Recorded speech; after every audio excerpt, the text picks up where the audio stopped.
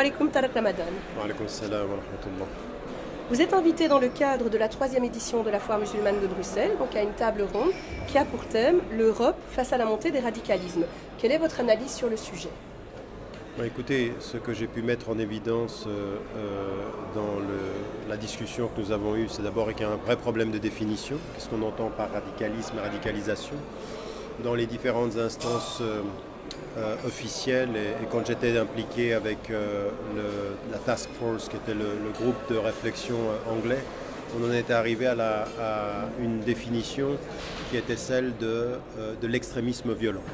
Et donc aujourd'hui, c'est une réalité qu'il ne faut pas nier. Maintenant, il y a beaucoup de confusion autour de ceci. Il y a beaucoup d'États qui utilisent ceci pour justifier leur répression, comme l'État israélien qui dit que finalement, sa résistance, c'est de même nature que l'extrémisme violent. Ça n'a rien à voir. L'extrémisme violent, on le condamne quand on touche des innocents, quand on touche des femmes et des hommes, que ce soit dans les pays du Nord comme dans les pays du Sud. Et donc à partir de ce moment-là, il faut qu'on le condamne. Après, il ne faut pas s'arrêter là. Il faut aller vers les causes, il faut se poser la question de savoir qu'est-ce qui peut produire ceci, comment ça se fait par exemple que des jeunes qui négligent complètement la question de la résistance palestinienne, tout à coup quand il s'agit de la Syrie et de l'Irak, s'engagent de tous les pays, que la question de la justice, la question de la dignité des peuples, eh bien il faut qu'on cherche des solutions en allant jusqu'aux causes et non pas simplement qu'on se complaise à condamner les conséquences. En ce qui concerne les départs des jeunes en Syrie, comment déconstruire les arguments religieux qui pousseraient ces jeunes à aller en Syrie?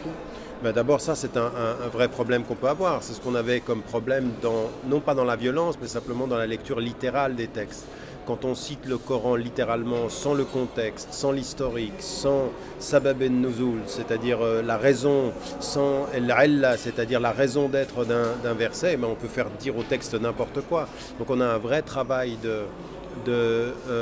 d'éducation à faire, un vrai travail d'accès au message dans sa globalité et non pas dans sa fragmentation littéraliste. Ça, c'est un vrai travail que nous avons à faire.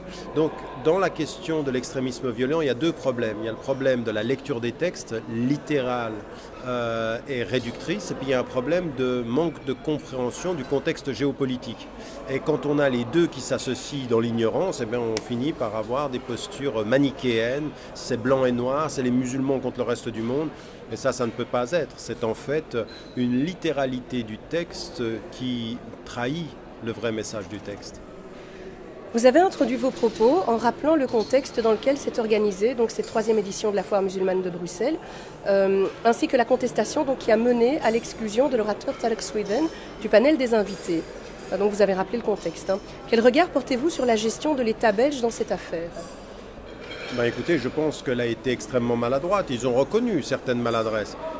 En amont, il y a des positions à prendre, très clairement. Moi, cet été, même avant qu'il y ait une controverse, j'avais pris position sur les propos de Tarek Sweden, en mettant en évidence qu'il fallait les mettre dans leur contexte de l'émotivité qui était liée au massacre de plus de 2000 personnes, sans compter les 6000 personnes blessées. Donc il y avait une vraie... Après, ce qu'il a fait, c'est qu'il s'est excusé en mettant en évidence s'il y a eu des rapaces, si je suis allé trop loin, mes propos n'étaient pas et ne voulaient jamais être antisémites parce que l'antisémitisme n'a pas sa place dans l'islam.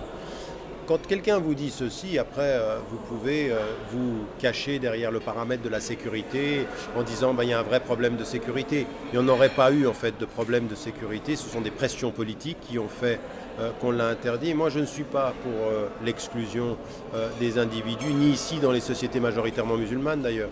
Je pense que c'est dans le débat. Donc une gestion de la peur, par la peur, maladroite, et puis qui finalement interdit à quelqu'un d'entrer après qu'on lui ait donné un visa, ça fait quand même beaucoup. Et en plus de refus d'écouter ce qu'il a à dire, dans l'occurrence, puisqu'il a quand même écrit un mot où il voulait préciser sa pensée. Donc condamner ce qu'il a pu dire est une chose, le contextualiser en est une autre, puis écouter ce que la personne veut dire quand elle a envie de l'expliquer en est une autre. Je pense que le gouvernement belge a beaucoup plus réagi aux pressions qui lui ont été faites qu'à la raisonnabilité politique qui aurait dû garder l'espace ouvert à la discussion. Tariq Ramadan, Allah يبارك فيك. Merci.